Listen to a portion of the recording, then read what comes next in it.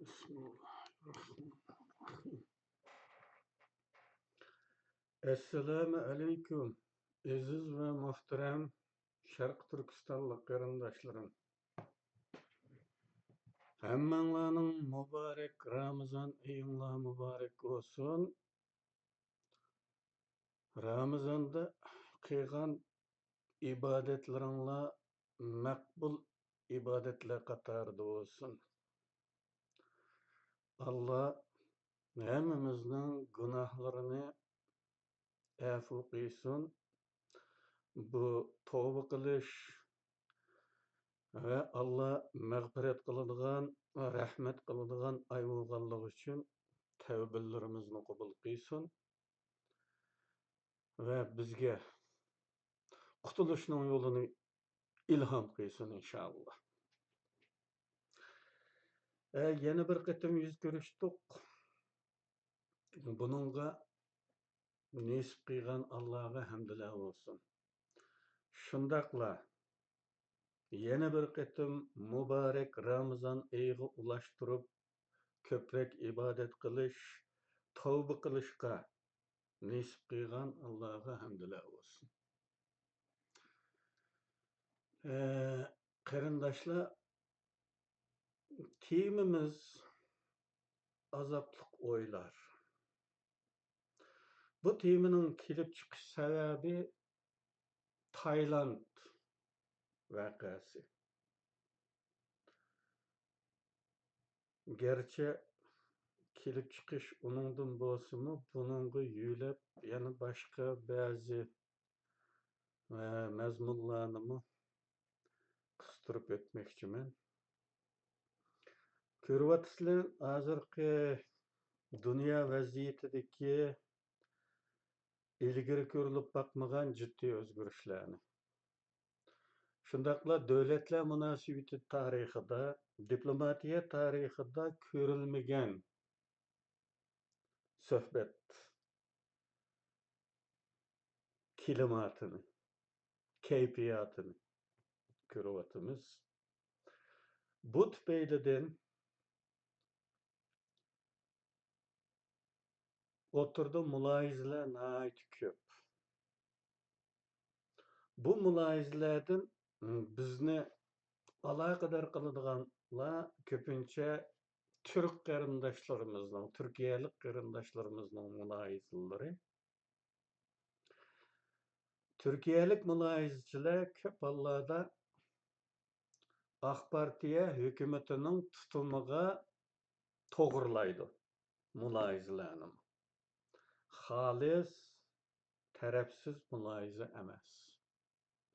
AK Partiya hukumatining tutumi Xitoyga yaqinlik va Amerika dushmanligi bilan xarakterlanganligi uchun muloyizalardimi Amerikaning yo'qoladiganligi, yaqinda parchalanadiganligi, qandaqdir dunyo siyosiy sahnasidagi liderlik o'rnini yo'qotib qo'yadiganligi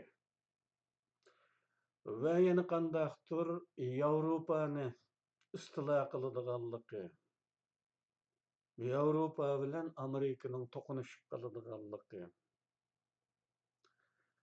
degandek Xitoyga xushomat va Amerika dushmanligi bilan to'lgan mushu ikki asosiy nuqtaga tayangan muloyizalarni ko'p anglaysizlar. Türk muloyizachiligini anglasanlar. Ama bu muloyizalar bek külkilik. Şahsen ben bununla qo'sholmayman. Tünügüllerden bir ilan ko'rdim. Yaqinda muloyizalab bardiganning ilani ekan. Turkiyadagi ikki Uyg'ur muloyizachining ekan bu strategiya mutaxassisi deyilgan katta muloyizachilarning qandaqdir Rus-Ukraina urushining to'xtashi Rossiya bilan Xitoyga foyda keltirarmish. Uningdagi mavzudan ko'rdim. U suhbatni anlap bakmadım ama şu elanı yazılganın ekranga yazılganın yüzüdürla aşında bir beymani gep turadi. Tükürüp koygudeklan bir gep bu qarindoshlar. Ukrainada urush to'xtasa Xitoy paydalarmış. Rossiyaning paydalishi to'g'ri. Xitoy nimaga paydaladi? Ukrainaga nima aloqasi uni? Xitoy buningdan paydaladi deganlik aksicha bo'lganda, ya'ni urush davomlashsa Xitoy ziyon tortadi deganlik. Necha ming kilometr uzoqlik urushga aloqasi yo'q bir Xitoy nimani ziyon tortadi? Hech nimani ziyon tortmaydi. Aksicha fursat qozonadi. Bunu men bek ko'p qatim dedim. Ukraina, Rossiya, Xitoy, Amerika munosabatlarida shu mazmunda so'zlagan barliq videolarni ko'p takrorladim. Bu urush Rossiyani Xitoyning quchog'iga ittirdi. Rossiya Xitoyning qo'liga bog'liq bo'lgan sari Xitoy foydaladi. Urushning to'xtashdagi sabab, Amerikaning urushini to'xtatishdagi sababi Rossiyani mamnun qilish orqali uning betarafligini eng az betarafligini qo'lga keltirish va kuchni markazlashtirib Xitoyga qarshi turish. Uning uchun Ukraina urush to'xtasa Xitoy paydaladi degan gapga tükürüp qo'ygulik. Buni men bu bugungi suhbatimni boshlashdan burun qo'shimcha deb qo'ydigan bir gap. Yana bir gap, Suriyaga aloqador talash-tortishlarning taraqqiyotidan qaraganda, o'zimizning Uyg'urlar orasidagi Suriya temasining talash-tortishlaridan qaraganda, muhojirat jamiyatimizda hamda bu kunlarga kelganda, ya'ni Suriyadagi mujohid guruhlarning qo'lma-qo'l Sharq Turkistonni ozod qilishib berdiganligiga ishonadiganlar tugagandek qiladi. Mende ommaviy torlarning hammasi yo'q. Faqat Facebook var mende. Onun uchun boshqa yerlarda nima deyilyotidi uni bilmayman. Facebook'dagi ahvoldan qaraganda hala Suriyadagilar hamda Sharq Turkistonni qo'lma-qo'l ozod qilishib berdi deganni bazaga saylayotganlar tugab qolgandek qiladi. Chunki amaliyot o'tiradi. Buningga tarixdan qaqshab bu hech kimni ishontirolmadi.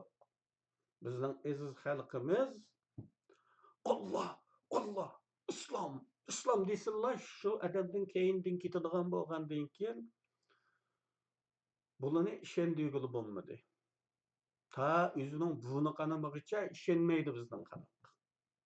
Oldingilarning savoqlariga unamaydi. O'zining buni qanishi kerak. O'zining buni qanagandan keyin ishonadi, ammo bizga foydasi yo'q u vaqtda. Undan keyingilarmi buni qanaganning savoqiga ishonmaydi yana. Umma o'zining buni qanashini kutadi. Shunday qilib ketyapti Uyg'urlarning ishi. Boshqa millatlarda kechmishning savoqlari xotirlanadi. Tom kitoblar yoziladi, aslimalar yoziladi. Va keyingilar yo'l tepish uchun bu savoq kitoblarini o'qiydi. Ama bizde yo'q bunday ish. Oldingilardan hech narsa qolmaydi bizga. Bu savoqlarni xotirlab qo'yay deydigan odam yo'q. Tarixchi yo'q, yani. İştinin beşi usma şair tükülüdü, dingang. Ama tarixchi yo'q. Bu tüpeyliden o savaqlar xotirlanmaydi. Agar tirik şahitlar manda mansang putung o'rak qilib ketadi, oldingda daraxt va üstsam bunun qanaydi desa unamaydi.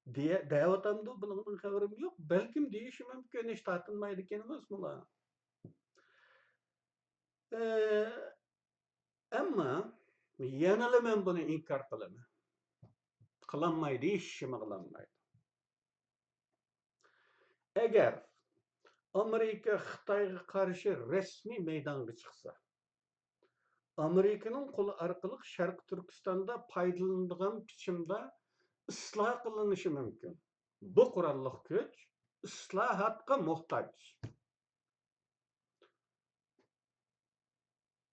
Bunun için ular ideologiyalik jihatdan bir neçe aylık terbiyeleşten ötüşü dinni burmulangan şekilde ügünüvagan kallaları kaytının formatlanışı emirlerden ayrılıp yeni şekillendiriliş gerek. Andın Şarkı Türkistan'a paydalık güçke aylandı. Bular elbette ma'lum besim, qattiq qo'lliq shakllarda ishga oshirilmasa, ixtiyorligi bilan bo'lmaydi. Chunki ularning kallasidagi asosiy dushman g'arb bo'lg'achqa, g'arbning formatlashini ixtiyoriy qabul qilmaydi. Oldingi suhbatimizga ba'zi qarindoshlar savol yo'llab ketgan keyin yana o'zlari voz kechgandekmi qilibdi, o'chirib o'tibdi YouTube'da. Bu savollar hali adamiyana savollardi. Yana ba'zi ma'tul savollarim bor ekan. U ma'tuliga javob berishning o'rni yo'q. Bu bir nima tushunmandigandi. Qarasa ziyolilikdan tamasi va odamlar, ammo nima deyish kerak? Amerika Rossiyani Xitoylardan ayirib etgandilar, ondan Xitoyga qarshi harakat qila oladi deganligimizga qarata ba'zi xato tushunchalar kelib chiqqanligi ma'lum. Amerika Xitoyga qarshi turadi deganlik, Uyg'urga yordam beradi deganlik emas. Uning orasiga tanglik belgisi qo'yib olganlar kallasini silkivasi o'g'adak. Dushmanimizning zarbiga uchrashi bizning qisos tuyg'ularimiz uchun aram bo'ladi. Bu biri. Yana biri Uyg'urlarga az to'la madadkor bo'lish ehtimolligi bor deyishimiz mumkin. Ehtimollik. Bu Uyg'urga yordam berish deb tushunilsa, yanada to'g'ri bo'lmaydi.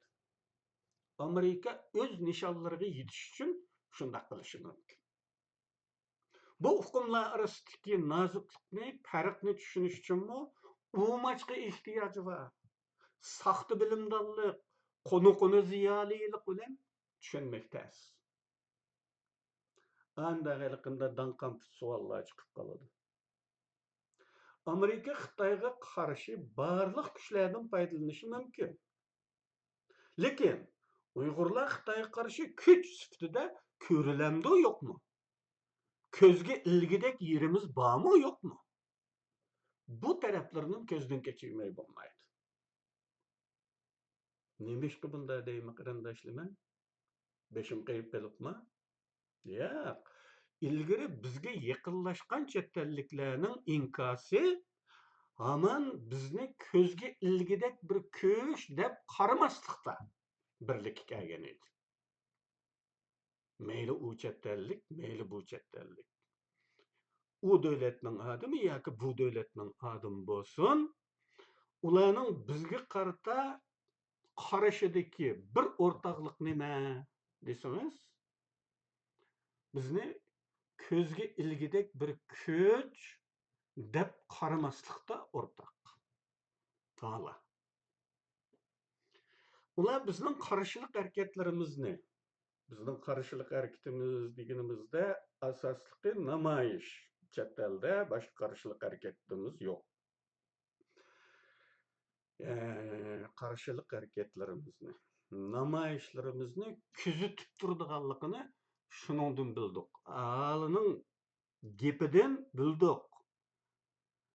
Biz bunday qilib namoyish qilgan vaqtimizda o'ylaymizki, hech kim qaramasa, hech kim kelmasa, Tök tök tök bunu qıysa, bunun nemege paydası?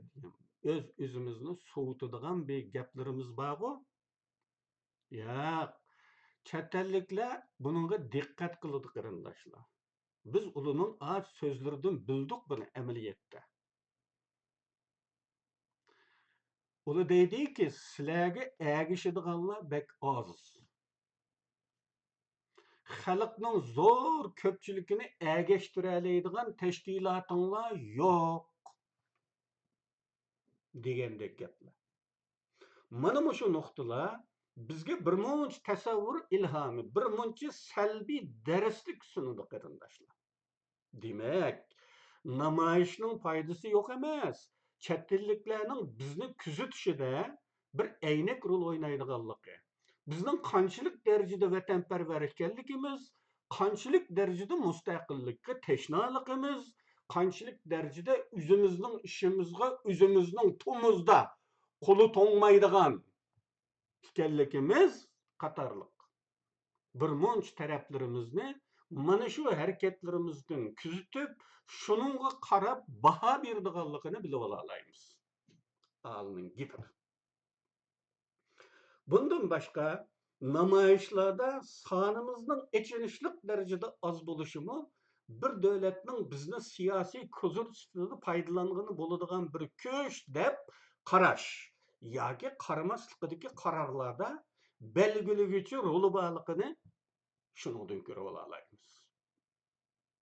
O halda Amerika'nın Xitoyga qarshi bizni kozir qilish ehtimolligi bor desakmi, bu ehtimollik bakmi ojiz. Chunki Amerika'nın o'zida makallashgan necha million Xitoylar bor. Xitoylarning atalmış demokratchilari yoki o'zlarini kommunizmning dushmani deb bozorga selib panohlik olgan Xitoylar. Afu qiling. Amerika bularga texmi bek ahamiyat berishi mumkin. Chunki ularning soni ko'p, sapasimi ustun. Shundaqla halqiliq masalalarda darhol birlik hosil qila oladi. Gerçi ularning ishidami ziddiyat bor bizninkidek. Chakchakidan bo'shilgan holatda Xitoylar. Ammo ular Xitoy millatining jonijon manfaati masalasiga kelganda darhol birlik hosil qila oladi. Buningga shuni misol qilishimiz mumkin qarindoshlar. Hollandiyada 54 Xitoy tashkiloti Hollandiya parlamentining Uyg'ur qatliami tonunlamasiga qarshi birlashma bayonot e'lon qildi. Buni xotirlayalaysizlar. Esonli bog'u 54 Xitoy tashkiloti. Gerçi ular siyosiy qarash, ideologiya, liderlik raqobati degandek turli sabablardan bir-biri bilan kelisholmaydigan. Nereden bilimiz kelisholmaydiganligini? Kelisholmaganligi uchun 54 tashkilot maydoniga kelgan biz davlatda. Qarindoshlar, kelisholmaydi shulmi? Hech bo'lmaganda 4 tashkilot bo'lsaydi, ammo 54 kelisholmaydi. Lekin Xitoy qatliam yurgizyotdi deganga qarshi 54 birlik keladi. Mana bu bir amaliyat qarindoshlar. Açık amaliyat. Ammo biz jonijon manfaatimiz to'g'riliqmi? Birlik kelinmaganning ustiga shaxsiyatimiz uchun, o'zimizning shaxsiy nom obro'yi uchun tar jutvozlik qiladigan pastkashlar bor. Hala tehi bozorda bor o'tirdi. Hala bor. Numus qilmasdan palon jut po'kin jut. Benscho'lari bor tehi. Ashuni deyishga ma yuzi chidayotgan badbaxtlar bor aramizda. Mushu hukumatni bir tushirib, dapsendi qilib, tükürüp tashlab etsa, andın ko'ngli rohat topadigan numussizlar bor. O çağda senin avazını qaysı teşkilat vaqıryalaydı? Bunun ornuna basalaydigan bir nimen bama oturda? Yok. Ama bunu kılıvatkanlar ba. Şahsiyet için kılıvatıdı bazı namussuzlar. Üzünü göz tutuşurlar. He. Demek Amerika nazarında Xitay öktüçülerden paydalanış texmi hasilatlık netice verdi. Onun için ularni xafa qilmaslik uchun bo'lsinmi, bizdan nari turish ehtimalim bor.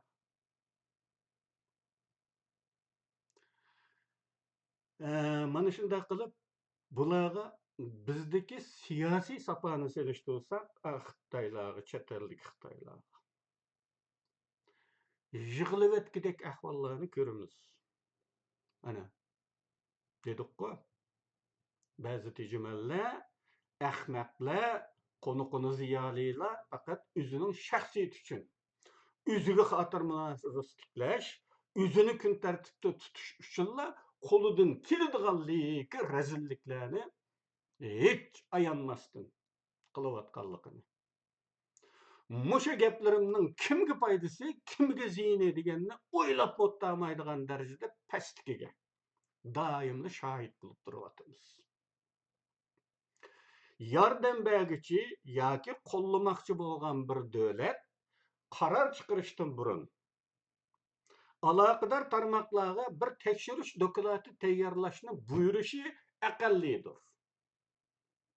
Hukumatda ishlarning tartibi shunday bo'ladi. Bir tekshirish doklati tayyorlab bizga akal deyishi mumkin. Ular bizning bu darajada chuprandiliklarimizni bu tekshirishda cho'qim ko'rib yetalaydi. O halda bizni bir kozur sifatida foydalanishda arzimaydi ekan degan xulosaga kelishi cho'qim. Men buni Mo'jiza nomli romanimda bir chet ellikning nazaridan Uyg'urlarga baho beradigan bir detalni yozgandim. Bular beyitilgan, badiiy yuksaklikka ko'tarilgan mazmun bo'lsa-mu, aslida prototipi bo'lgan bir ish. Ya'ni iznisi bo'lgan, o'sha real hayotda iznisi bo'lgan bir ish. Daim Uyg'urlarga aralashib yuradigan bir yapon ashundoq baho bergan qarindoshlar.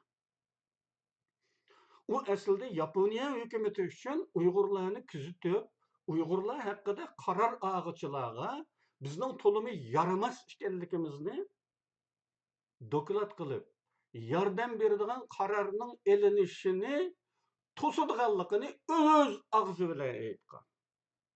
O'z og'zi bilan. Ahvolimiz bu.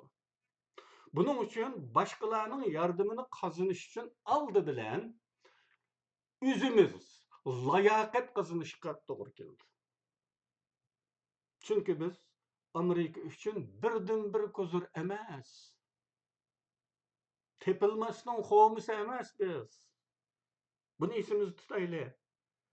Amerika uchun bizdan boshqami foydalanishga bo'ladigan ko'zurlar yetarli. Tayvanliklar, Hong Kongliklar, atalmış demokrat Xitoy nomidagi o'qituvchi Xitoylar, Tibetliklar, Hindiston, Nepal, Sharqi Janubiy Osiyoda Xitoy tahdidi his qilayotgan barliq davlatlar Amerika uchun ko'zur bo'la oladi. 40-yillarda ikkinchi Cumhuriyet davri, Sharq Turkiston milliy inqilobi davri. Bunun atılışı aşı to'g'risi. 3 viloyat, 4 viloyat emas. Sharq Turkiston milliy inqilobi davrida Sovet ittifoqining bizni ko'zur qilishi bir majburlikdan bo'lgan qarindoshlar. Ya'ni Sovetning u darajada keng tanlash imkonlari bo'lmag'achqa bizni yo'lab turg'izgan. Mutaxassislarni ta'minlagan. Şuna bu ahvolni bugun kengri tanlash imkonlari bo'lgan Amerikaga selishtirg'ili bo'lmaydi. Faqat Xitoyni asosiy dushman qilgan holda 3-Dünya urushi maydoniga kelsa, O çağda bizmi bir kozur bulup qetilalaydigan xalqaro atmosfera meydaniga keladi. Qısqası Amerikanın Ukraynani qurbonlik qilish badaliga Ruslarning achchiqini pasaytib, Xitoyga qarshi front borliqqa keltirishi biz uchun yanada foydali deyishimiz mumkin. Yordam ojiz ehtimollik bo'lsa-mu, yanada umunishga bo'ladigan, ya'ni tamoq qilishga bo'ladigan bir taraf bo'lsa, yana bir taraf dushmanimiz bo'lgan Xitoyga zarba bo'ladigan har qanday bir ish bizni suyundirishi nuqtasidan foydali deyalaymiz.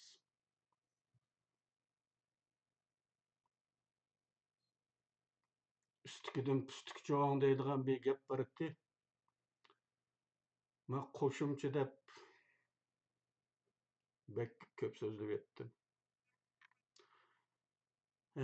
Bu temani so'zlashimga sabab bo'lgan asli ish Tayland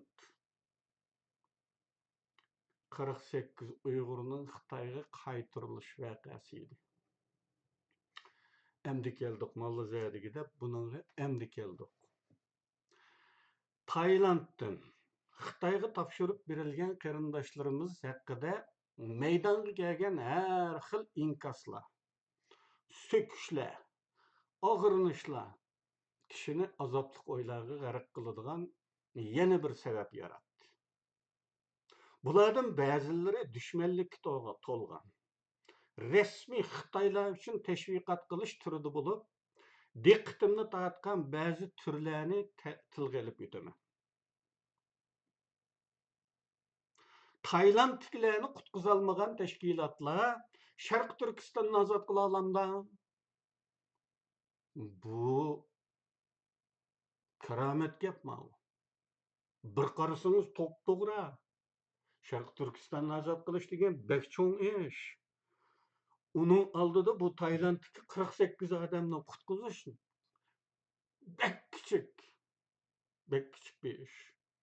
Bu kichigini qilolmagandan keyin bu cho'ngini qanday qila olaysan desa, qarmoqqa to'g'ri qarindoshlar. Zaharxandalik shu yerdiki, bu turning texmi ashaddiylari bor. Hatta mustaqil bo'lolmaydiganligimiz xulosasigacha tilga oladi. Ve muhaciretlik xalqimizni mustaqillik davosidan voz kechib, siyib kirib uxlab qolishga undaydi.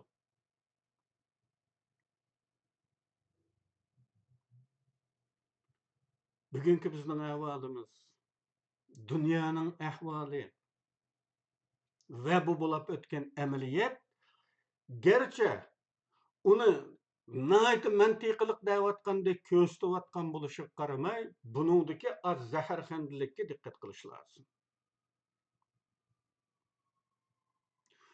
Bu nadallarca bir tonuşның nəticesi buluşumu mümkün. Vəziyyətdəki kilişdən faydalanıb, xalqni soğutuş, məqsədlik, təqdirgi təm birişki qıstaş məqsədlik Xitay təşviqatı buluşumu mümkün.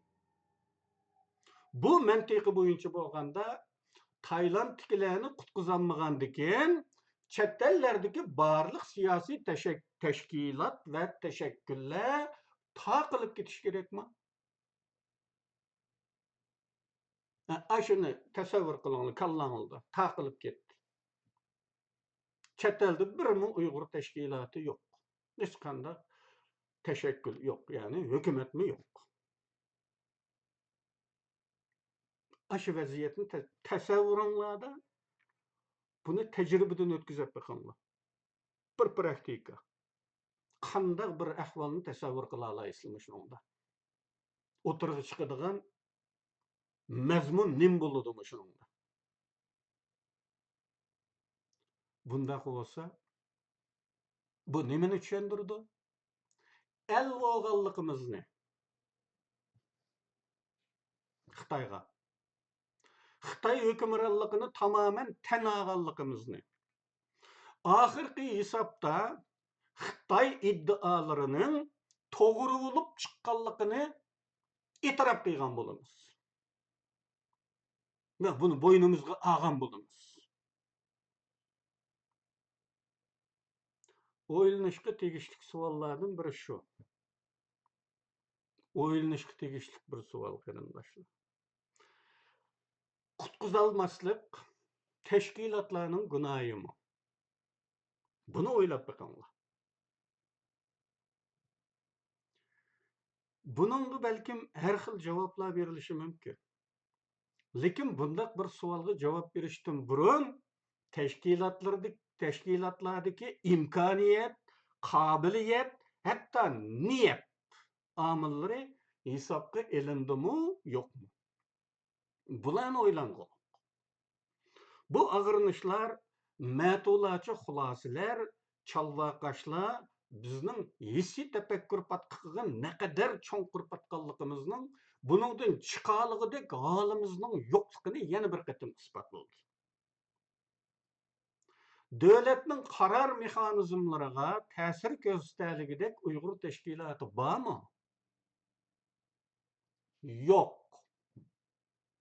Bir og'iz so'z bilan javoblasa yo'q. Bu isonli bo'lsin. Bir davlatning qaror elishiga ta'sir ko'rsatadigan omil kuchdir. Kuch.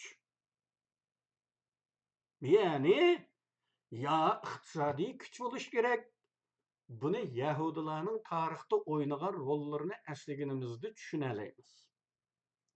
Yana biri bilim kuchi bo'lish kerak. Buni Yahudilarning davlatni asliga keltirish jarayoniga qarasak bilalaymiz. Dunyoviy nüfuzluq olimlarning bir davlat siyosatiga ta'sir ko'rsatadiganligini ko'ramiz. Aytaylik, Nobel mukofoti olgan bir olimning bir davlat rahbari bilan ko'rishib, bir talabda bo'lishi tamoman mumkin bo'lgan ish. Uchinchisi, harbiy kuch bo'lish kerak. Bizda bularning hech qaysisi yo'q. Qaldiki, dunyoda adolat deyiladigan bir hukm qog'oz yuzidagi o'rnidan chiqib, lingildab, menib insonlarning orasidan o'rin oladigan bo'lsa, yana bo'ladi. Lekin yo'q. Shu dunyoda adolat bormi?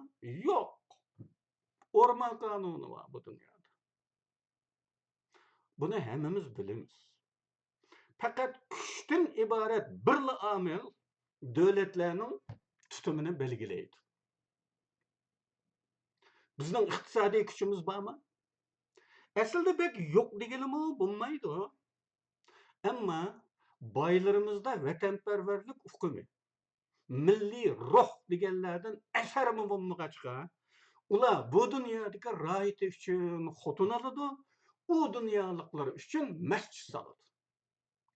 Bu masjid selish masalasini men ilgari ishchi bekorlangan islom va quruq aqidachilik temalarida so'zlagandim. Shaklga aylantirilgan islom haqida. Xohlasanglar shu videoni takror ko'rsanglar bo'ladi. YouTube'da tepish osonroq. Ikkinchisiga kelsak, bilim egallarimiz bormi? Dunyoviy e'tirofga erishgan bilim egallarimi? Yo'q. Hozir bavo'g'allarning eng ulug'i, eng yuksak cho'qqisidagisi Shuhrat Mutallib. O'rta Osiyolik Uyg'ur. Bilasizlar, uning Xitoy uchun ishlayotganligini hammanglar bilasizlar.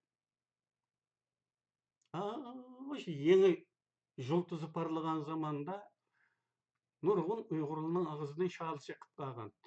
Shu vaqtda ensirashga boshlagandim. Buni bir necha qatim takrorladim bu gapni. Shu vaqtda ensirgandim. Nimishqa desa, u o'zining tilini bilmaydigan bir odam.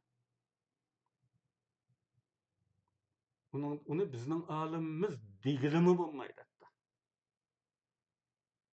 Chunki uning yaratgan yengiligi, ilm-fan yengiligidan eng avval bizni manfaatlantiralisa, ondan u bizning olimimiz bo'ladi. U tarjimalar orqali dunyo shu mag'zin chiqib bo'lgan chaqda aylanib kelsa bizga Zaten o Uygur emas, başka alimning keşfiyatları mı keledi bir günüsü bizge. 50 yıldan keyin, 20 yıldan keyin, yoki 100 yıldan keyin bizge yetip keledi. Onun için ensirgentdim. Özünün ana vatanınındaki bir üniversitetge berip İngilizce leksiya sözlegen bir adam. Emdi başka bilimliklerimizin bugünkü tutumlarına qaraydigan bolsak, eğer Nobel mükafatıga layık alimlar çıkkan takdirdimi, biz için avtonomiyani muqimlaştırıp Xitoyga has qo'shadigan dekli ishoratlar ko'z oldimizda turmoqda. Ne, professorlar, doktorlar, uning qaysi ketishdi ekanligini hammanglar ko'ryapsizlar. Avtonomiyachi. Ağızda şu varını to'lab qo'ygan bilan, biz mustaqillik degan bilan turayotgan sap qaysi? Uyg'ur qurultiyi taraf. Uyg'ur qurultiyi uni apashkari jakadida avtonomiya ekanligini. To'g'rildi o kadar pakit kezigilik. Ko'zingizga zadivol tatib olmagandan keyin ko'rsangiz bo'ladi ne? Töhmet to'qivatgan yo'q bir onunga bir kishi. Qalpoq kiydirayotgan shu. O'zining zuvonidan chiqqan nima o'tirdi ba. Xitoylar bilan tushgan rasmlari va amma bu doktorlar, bu professorlar, bu yana bir nimalar hammasının deyilishivagini bir-birini püydüşüvatgan, onu o yükseltip, bunu bu yoğunutup kılıvatgan adamlarning hammasi qarsangiz bir o'rtaqlikni ko'rasiz. Ahvol bu. Ya'ni bilim kuchi degan kuch tugdi, bizda yo'q. Askeriy kuch degancha bayıllar yo'q. Suriya degan uni eshimiga hisob qilgan olmaydi qarindoshlar. Chunki u shu sizib qo'ygan siziq bor yerda. Sunvoqning oltin chambarakda sizgan siziq bor. Shu siziqdan chiqolmaydi ular. Undaq ekan uni bizning qurolliq kuchimiz deyishning o'rni yo'q. Xo'sh, demak bizda kuch deyiladigan, ya'ni boshqa davlatlarning qaror elishlarida ta'sir ko'rsatgidek kuch yo'q ekan. Endi nima keldik? Yana inkaslar. İnkaslardaki mazmunlar baribir qutqizolmaydiganligini bilgandikin shutu so'mmamda o'tirdi. Baribir qutqizolmaydiganligini bilgandikin shuktirish kerakmi? Buni o'ylab boqinglar. Kichkina tafakkur qilinglar qarindoshlar. Deysa anglab qo'yapti ketavermay. Ba'zi cho'qonlardan bu savol tug'iladi. Yani savolning o'zi dal shunda emas desanglarmi? Mazmunidan shu. Shuktirish texmi sharmandachilikdir qarindoshlar. Texmi sharmandalik shuktirish. Anglashimcha bir kalining ko'z oldida yana bir kalini bo'g'izlasangiz, tiriki chidab turolmay bo'qiraymish. Möqib ketarmish. Bekdötlerimi hiç olmasa közlerinden taramlap yaş dökermiş. Qarindoshlar. Biz inson. Qarindoshlar, biz inson. İnson bo'lgan ekanmiz. Irqdoshlarimizning o'limiga qilichilik bo'lsimi inkas bildirmasak, texmi satonmamda. Masalan biz musulmon bo'lish sifatida her zaman dua qilib Allohdan tilak tilaymiz bu. Tileklerimiz qabul olamda. Bulmaydı, bulmadı hazırkıça. Bu Allah'ınki rehimsizliginden emas, özümüzün pasıklıkıdan dualarımız qabul olmadıdı. Tilegenlerimizge erişken misal yok hazırkıça. Şununla qaramayla, şununla qarapla, bäribir qabul olmaydı ki, dep duanı taşlip etmestin. Zirikmey duadı bulumuzgu, hala dua kılıvatımız, yüzümüzden hayvalığa bakmay. Zirikmey dua kılıvatımız. Paydası yokken dep taşlip ettik mi? Taşlamadı. Hala dua kılıvatımız. Bu xuddi şununla oxşaş qarindaşlar. Bizning namoyishlarimiz, bökreşlerimiz, vaqiraşlarimiz ünüm bersin, bermisin, ademlikimizning, qarindishimizga echinishimizning arzuğu bo'lgan, ya'ni mustaqillik arzusi deyni, talpinishimizning bir belgisi sifatida voz kechilmas harakatlardir. Bir natijasi bo'lmagandan keyin qilmas olmadim. Unda emas bu. Unda tashlab yutadigan ish emas. 1000 yil natija chiqmasa, 1000 yil davomlashtiradigan ish bu. Bo'lmasa bizning ornumusimiz nim bo'ladi? Bizni kimga aylanib qolamiz, nimaga aylanib qolamiz? Hali kalachilikmi bo'lmaymiz u vaqtda. Hayvonga yetmaymiz tabiatcha. Uning uchun voz kechilmas harakatlardir. Uning natija berish bermasligidan qat'iy nazar.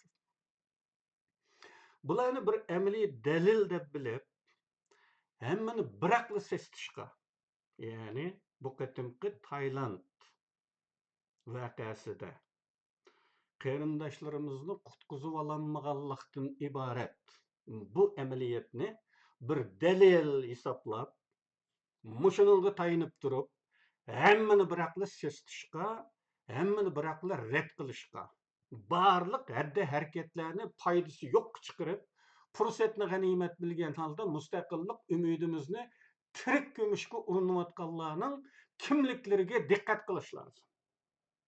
Biz yana öz mecburiyetimizni özümüzün qurbi yetken dairede davam qilishga mukallaf. Mecburumuz bununla. Bu insonlik mecburiyetimiz. Möminlik mecburiyetimiz, Uyg'urlik mecburiyetimiz, Şarq Türkistanlık buluş mecburiyetimiz. Sefer bizden, zafer Allah'tan degan aqida boyunca dualarımızı qanday zerikmey davam qiladigan bo'lsak, öz tirikligimizni, aqidamizni, orzuyimizni, siyosiy g'oyamizni ifodalash uchun qo'limizdan kelishicha harakatimizni to'xtatmasligimiz shart. Bir ishga qat'iy davranmaydigan darajada niyat qilish. Bu manzilga yetishda yo'lning yerimini besib bo'lganga tan. Niyatning o'zilla. Donolarning niyat qilish haqida aytgan so'zlarining hammasida bir o'xshashlik shuki, niyatning bo'lishi ishning yerimini kutganga tang deydi. Şunlaşqa Taylandliklarni qutqizolmagandikan, mustaqillikka yetish texim mumkin emas shaklida tafsirlab, umidsizlik terish, maqsadlik dushmanlik deb qarashimiz kerak. Bugunning o'zida talvi inkaschilarning tamasligiga uyg'un keladigan bir tashkilot yo'q. Buni e'tirof qilishimiz kerak. Dunyo sahnasida ovozmi chiqarmaslik, to'liq taslimiyatdan derak beradi. Xitoylarni to'liq xotirjam qiladi. Qandaqla bo'lmasin, ovoz chiqarishimiz hech bo'lmaganda bizning texicha tirikligimizni, ornumusimiz bo'lgan mustaqillikdan voz kechmaganligimizni, Xitoyning ishg'oliyat ekanligini, vatanimizning besib olinganligini, mangu Xitoy qullig'ini tan olmaydiganligimizni dunyoga jakolash bo'lib qoladi. Ovoz chiqarishimiz. Ovoz chiqarish masalasida qo'limizdan kelganini qilish masalasida tanqidlanishga tegishli masala nima? Tashkilotlardagi samimiyatsizlik. Eğer bire netice görülsün, üzüge gung yazıverişim numusuzluk. Gung deydigan batı bu vatanda. İşlegenge gung yazıdı. Bir gung, iki gung. Aşında gung yazı oladigan bir iş var. Oturda. Numus kılışkı tegişliki mana bu. Devletlerinin kararıdır. Biz için icabi kararlarının meydana gelişi aslında şu devletin öz siyasetindeki bir zöruriyetten tuğulgan bulu. Bugünküçe aşında bu. Biz tuğduruvatkan bir iş de hala görülmedi. Şularının özünün siyasetindeki zöruriyetten tuğuludu. Ulu teşkilatlar bunun da bek az persent tutudu. Ama bunda kararlarının turup gelişi de hal kılgıç rol oynaşı mümkün. Selbi cihetten rol oynayalışımız mümkün bu teşkilatlar. Teşekkürler. Ama icabi cihetten onu ilgiriltiş, meydana keltiriş onun gücü yetmeydi. O şu devletin üzerinin siyasetindeki iş. Ama selbi tesir gösterip onu vazgeçtiriş devletlerinin kararlarda. Tok tutup koyuş. Mesela Amerika'da Uygur Kanunu'nun 9 yıl beslik gelişine sebep buluştuk. Paydasız ahvallar için mühim rol oynayışı mümkün. Kılgan emgek küçlük gung yazmayı bir tağa oğut dökse 10 tağanın gungunu yazıveliş rezillikleri asli eyiplenişlik tegişliktir. Resimlik görgezmeler. Koludan keladiganligi ki işini kılış, kıyganını deyiş. Bek degiş gelse, aslında bu değişme bek doğru emez. Degidek bir işmi yok oturda. Degiş gelse şu kıyganını deyiş. Kımmıganға егі болуаммаслық doğraqsaqdır. Unda aşırı gün yazıverişinin bazı, hatta bazıda ziyanları oluşu mümkün. Qanday ziyanları oldu? Kişilerini bekitlaştırış. O palanç kılıyor, pitipti, qaraganda pitidagandek turdu. Dep biz hatırjam oturduğanga. Yani tirişçanlıklardan toxtup qo'yishdek ziyanları oluşu mümkün. Aslında qo'lidan keladigan ish nim bo'lsa shuni qilish va shuni deyish emas, oshirib gung yeziverish pastkashlikdir. Qarindoshlar, Amerika siyosasidagi o'zgarishning dunyo siyosatiga qanday ta'sir ko'rsatadiganligini, xalqaro tartib, davlatlar munosabatiga qanday ta'sir ko'rsatadiganligini yana bir qatim ko'rdik. Amaliyotdan ko'rdik buni. Necha vaqtdan beri biz deganga ishonmagan qarindoshlar, buni ko'rdinglar. O'tganlarda davoni Amerika hukumatiga qilishga qarata ta'tir inkaslar bo'lgandi. Nima ish Amerika bo'ldi? Shuningga qarata biz degan to'q shu vaqtda Amerikadan boshqa texmi uyg'un bir dodiha bo'lsa ko'rstinglar. Davoni shu yerga qilayli degandim-ku. Mana bugungi ahvollar ko'rsatdiki, bugun uchun bu dodiha yana Amerika. Amerikadagi o'zgarish, siyosat, strategiya o'zgarishlarining dunyoga qanday ta'sir ko'rsatadiganligi buni isbotladi. Qarindoshlar, epsluq bilan shuni deyishimiz kerakki, biz tehi birining diqqatini qo'zg'ayolg'idek ovoz chiqarolmayotganligimizni e'tirof qilishimiz kerak. Diqqat qo'zg'ayman deydi ekansan, ovoz chiqarishing kerak. Dunyoning tabiiy mizoni bu. Hech kim jim yotgan odamdan kelib, "Dading bormi?" deb so'ramaydi. Bugun mushaqicha bo'lsin qarindoshlar. Keyingi qatim ko'rishguncha Alloh hammanglarni omon qilsin. Niyat qilgan go'zal, buyuk ishlaringlarda Alloh yordamchi bo'lsin. Xayr xo'sh.